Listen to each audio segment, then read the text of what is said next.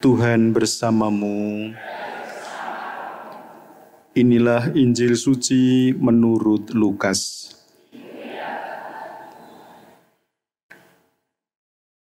Pada waktu itu, Yesus tiba di Yerusalem dan masuk ke Bait Allah.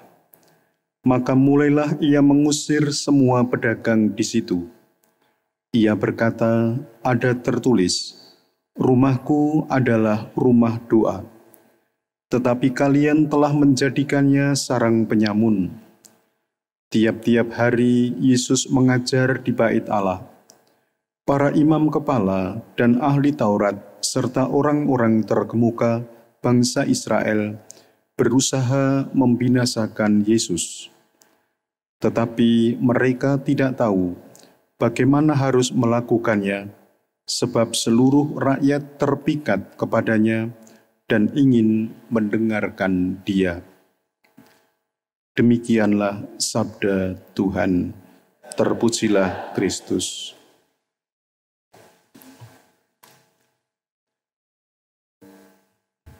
Para saudara yang terkasih di dalam nama Tuhan,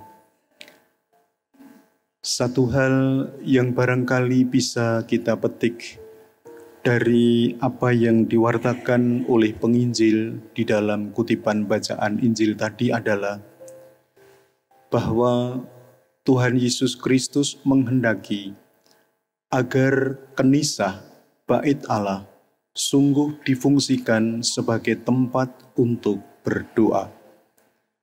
Memang berdoa bisa dilakukan dimanapun juga.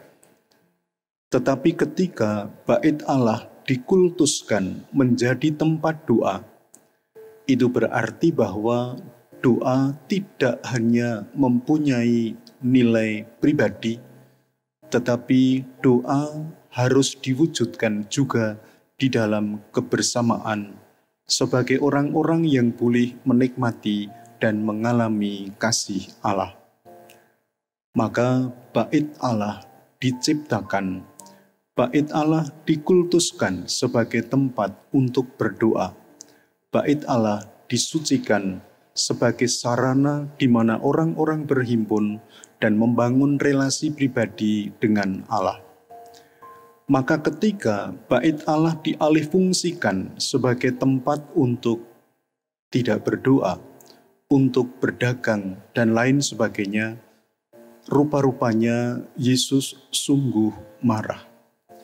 Dan Tuhan Yesus mengajak kepada orang-orang pada waktu itu untuk memurnikan kembali akan fungsi dan tujuan awal kenapa Bait Allah dibangun. Bapak, Ibu, dan para saudara yang terkasih, kita pun tidak jarang juga melakukan hal yang sama. Penghormatan kita akan tempat doa kadang-kadang mulai luntur oleh karena berbagai macam hal yang bisa kita rasionalisasikan sebagai hal yang juga digunakan untuk memuji dan memuliakan Tuhan, tanpa memperhatikan adanya simbol-simbol kehadiran Tuhan di dalam gereja itu. Kita seenaknya memperlakukan gereja sebagai tempat-tempat untuk kegiatan kita.